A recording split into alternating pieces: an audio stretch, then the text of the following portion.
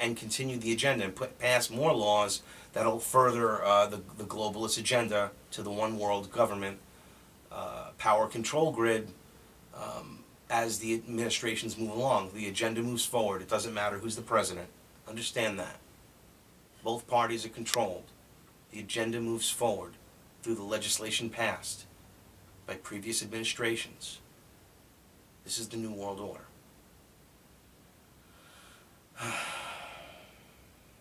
So members of Congress increased their personal wealth 25% in 2 years. The rich in Congress have gotten together and it looks like they've enriched themselves to a great extent. This is from AllGov. It's a blog, actually. But truth be told, 3 years ago, the collective net worth of all representatives and senators was $1.65 billion. By 2010, this amount has increased by more than $2 billion, representing a nearly 25% bump. Roll call determined that almost 90% of the increase was enjoyed by the richest 50 members of Congress, who accounted for 80% of the total net worth, even though there are 535 voting members. So the numbers are skewed by the wealth of one congressman, Michael McCall from Texas, who's worth at least $294 million. Still, the net worth for members of Congress is $513,000, which is 4 times that of the median American household. Okay, so everybody's rich or wealthy or better off in Congress. Well, what do you expect? How do you get elected without money and being in people's pockets? It's impossible. How do you afford to get into politics? I mean, somebody that really wants to change this country, I mean, if that might be the greatest president in the world, like that kid that made a great speech in Occupy Wall Street. I forget his name. Somebody like that just is a visionary.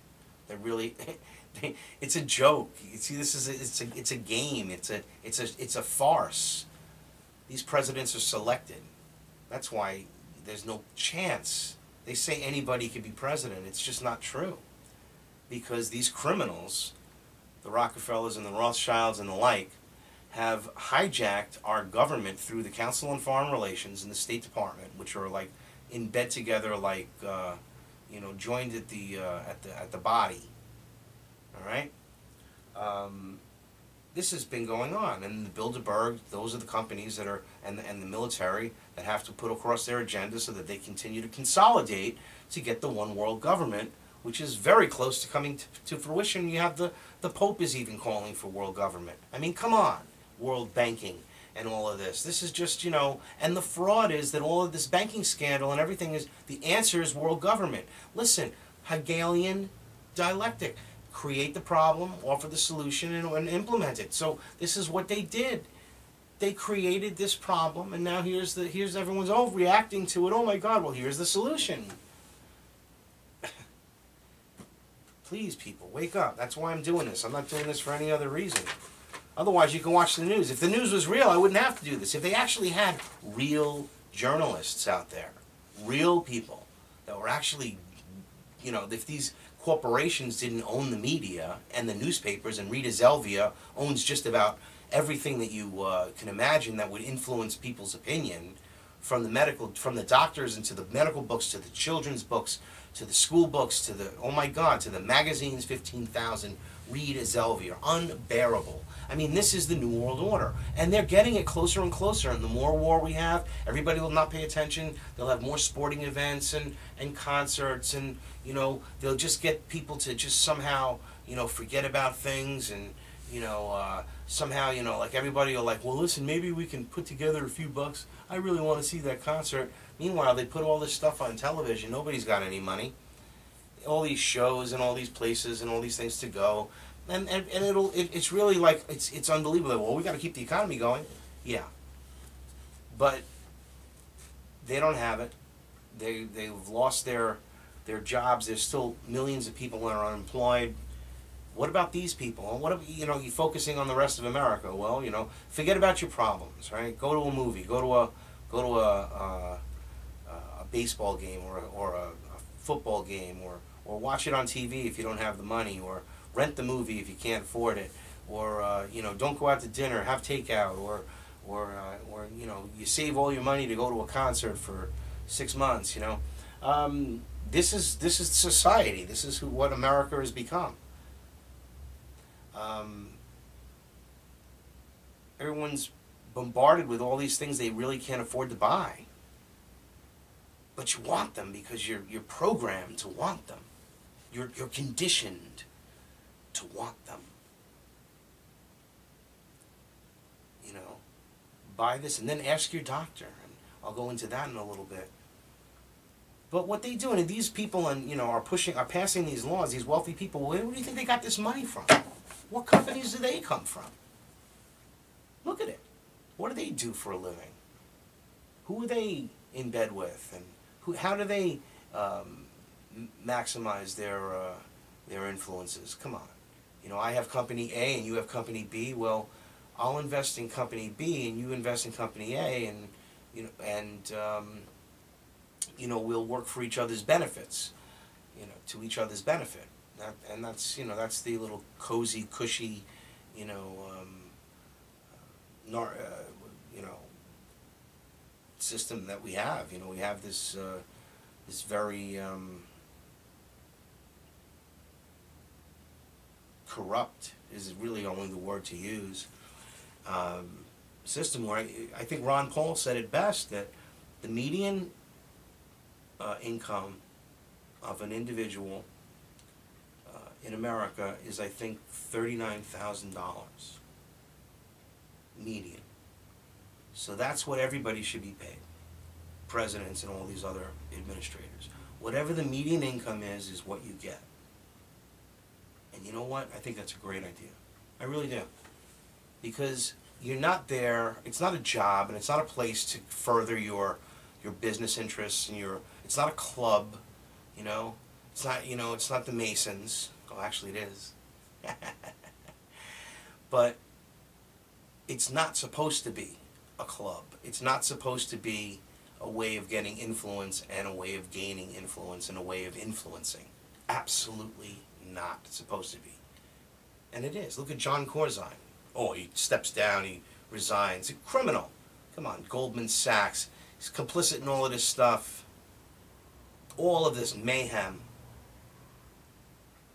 All of these criminal bankers, and nobody gets them. Nobody's like, well, you know, they cut and pastings and all of this other stuff with the mortgages and millions of people losing their homes and the foreclosures and the property values all in the toilet. And then these globalist companies will come in there, and these globalist investors will come in there and buy up properties and corporations for pennies on the dollar.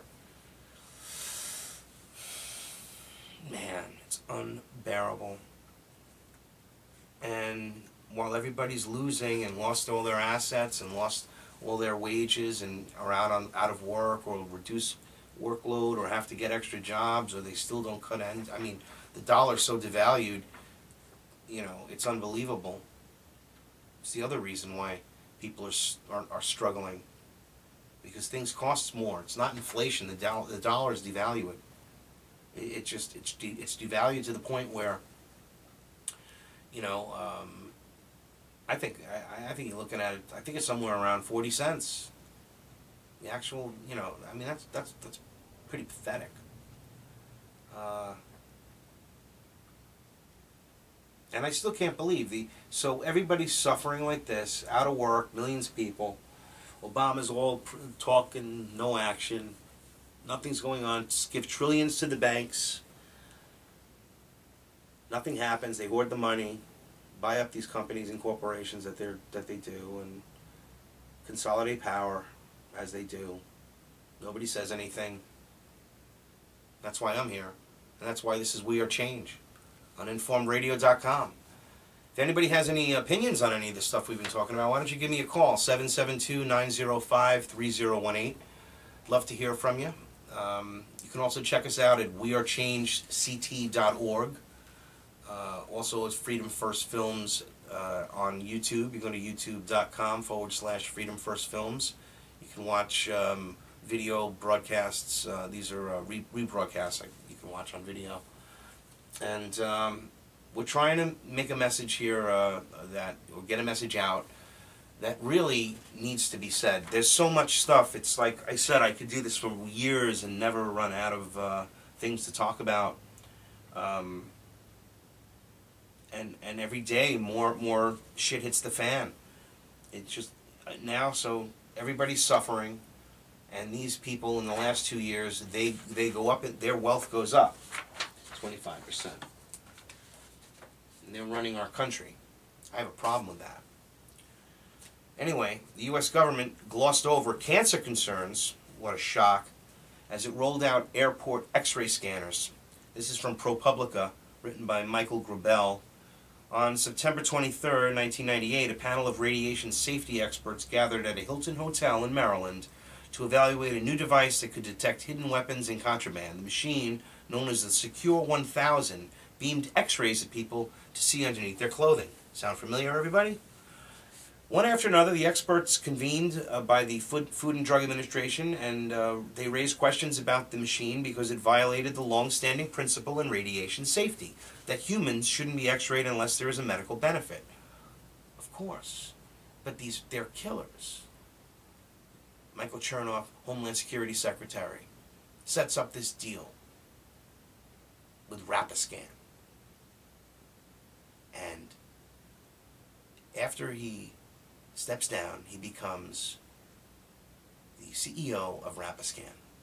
After he commissioned Rapiscan to provide the U.S. government, the Homeland Security Department, with all of these thousands of X-ray naked body scanners. This is our government. And this is on record. Please look at this. Scream about this and say you're a criminal. It is not, what are you afraid of? I think a lot of people, like, they know what's going on, but they don't know what to do, or they're afraid, or they're just like, I don't know what to do about it. Well, if you don't do something about it, I mean, this is going to snowball into something that has never happened in history. It's true, the enslavement of a world. Literally, the enslavement of a world. That's what's at stake. That's what I'm here trying to prevent. I'm trying to prevent the world in a short time. If people don't wake up and they keep buying all the bullshit with the technology they have and the way they can sell you with their slick Madison Avenue Hollywood, propaganda. This could be 20 years, and the whole world would be like worse than Orwell ever envisioned. So the government glossed over these cancerous concerns, of course.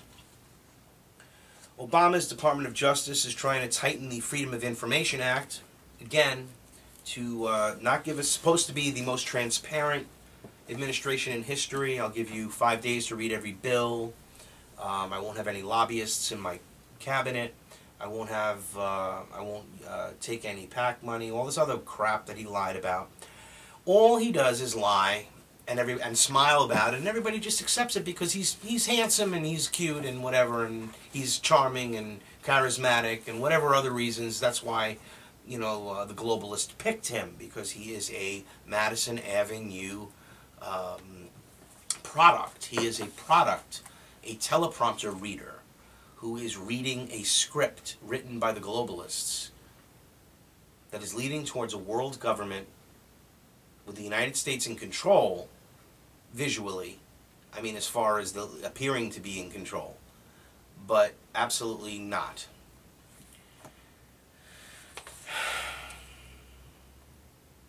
And speaking of Obama, House Republicans are subpoenaing the White House for the Solyndra documents. I reported that when that broke. $535 million the Energy Department gave a loan.